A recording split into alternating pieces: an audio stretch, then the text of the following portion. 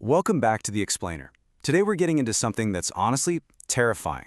We're unpacking a first-hand survival account that reveals the chilling reality of hidden predators, and really the absolute resilience of the human mind when faced with the unthinkable. This isn't just your standard hike gone wrong. It's a really deep look into the psychology of a trap, the wild instincts that try to save us, and what happens when you look pure evil right in the eye. So let's start exactly where our survivor begins, because it sets the absolute highest stakes for everything that follows. Imagine waking up, thinking it's just a normal Saturday, completely unaware that it's been logically and intentionally designed to be your last day on Earth. And she wasn't an oblivious tourist. She was only 21 when this happened. To figure out how she got there, we kind of have to look at who she was at that moment. She was a young wilderness expert. In fact, she was a lead camp counselor, specifically because she was so incredibly skilled at outdoor safety. While everyone else her age was planning weekend cabin parties, she just wanted some isolation. She stepped out on a beautiful summer morning with nothing but a red hiking bag, a journal, and a deep love for nature. For her, the woods were the safest place in the world. All right, moving to Section 1, a walk in the woods. How does a perfect day shift into absolute vulnerability? Well, she actually did everything right at the start. She checked in with her team in the morning, classic Safety 101, but by midday, that explorer's itch took over. She followed a river upstream and made a completely normal decision for a hiker. She took the steep, narrow off-trail path. It wasn't on her map. That simple curiosity led her super deep into the woods, far from anyone who knew her location, until she stumbled into what looked like an empty, hidden rocky clearing. Which brings us to Section 2, the friendly stranger. Because the clearing wasn't empty at all. But think about this. If you walked into the woods and saw this guy, what would you think? He looked completely ordinary. An older man, maybe 50s or 60s, just resting on a rock, writing in a journal. He had this really friendly, disarming smile. Wearing an orange puffy vest, a green flannel, brown boots, he just looked like somebody's grandpa, right? And that is absolutely crucial to understand. This mundane appearance was no accident. It was a carefully constructed mask designed specifically to lower her defenses. Now this part is fascinating. Even before her conscious mind registered any danger, her subconscious survival instincts just completely took over. When he started asking how well she knew the trails, she effortlessly lied to him. She said she lived nearby and that her dad was a local cop. The reality? Heartbreakingly different. Her father had actually recently passed away and his grave was 200 miles away. Her intuition was already building this verbal shield, basically trying to signal, hey, I'm protected and people will come looking for me. But this stranger was a master manipulator. He countered her caution by literally weaponizing sympathy. He spun this tragic story about being an old widower searching for a beautiful spot to scatter his late wife's ashes. And since she had recently lost someone so close to her, it completely disarmed her. He used that heartbreak to gain her trust, and it worked. She agreed to guide him further into the woods, walking right into an isolated trap. Let's move to Section 3, an impossible choice. They reach a second, much darker clearing at a dead end, and the mask of normalcy completely falls away. The shift was sudden. He stops, whispers a quiet okay to himself with this deep exhale, like he's just clocking in for a shift at work. She turns around, and that friendly blue-eyed smile is replaced by something completely cold and dead.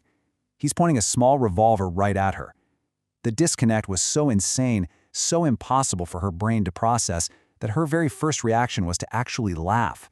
She literally thought it was a bizarre joke. But it definitely wasn't a joke. He orders her to sit against a tree. She frantically offers him the little cash she has, but he doesn't want it. He just takes her ID card, tosses the wallet back, and then methodically reaches into his satchel. He lays 3 items out on a rock: a worn folding knife, a coil of paracord, and a small orange pill bottle. He arranges them perfectly spaced out, exactly like a morbid display for a customer.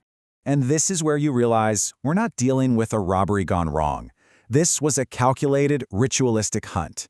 He calmly tells her that the fact she is going to die today is unchangeable. Her only option? She gets to decide how. It's a complete psychological break. It's this incredibly sadistic tactic designed to paralyze her with a totally fabricated illusion of control over her own murder. Now, if you're screaming at your screen, why didn't she just run? Why not fight? Well, here is how the trap truly closed. When she begs him, asking why she has to do this to herself when he's holding a gun, he just taps her ID card. He calmly explains that shooting her just wouldn't be enough for him. He completely weaponized her home address, silently threatening to pay a visit to her mom and 20-year-old sister if she didn't play along. He didn't just trap her with a weapon, he trapped her with her love for her family. On to Section 4, the final note. Trapped by this sickening leverage, she knows fighting or running would basically sign a death warrant for the people she loves most. Desperate to find a crack in his armor, she asks about the story he used to lure her. Was the wife even real? Unbelievably, yes. He pulls out a small, heavily smudged brass urn. His wife had actually died of a brain aneurysm 5 years prior. And the absolute most chilling part? He claimed his wife died completely ignorant of his true nature. She literally spent her life believing he was a good, loving man. When she quietly asks the question we're all thinking, has he done this before? His answer is just devastating. Many times.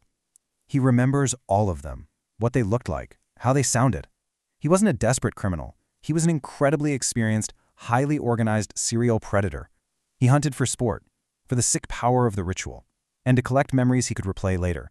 Left with absolutely zero options and utterly resigned to protecting her family, she meticulously follows his final instructions. First, she asks to write a goodbye note to her mom and sister in her own journal. Then, she officially chooses the pill bottle.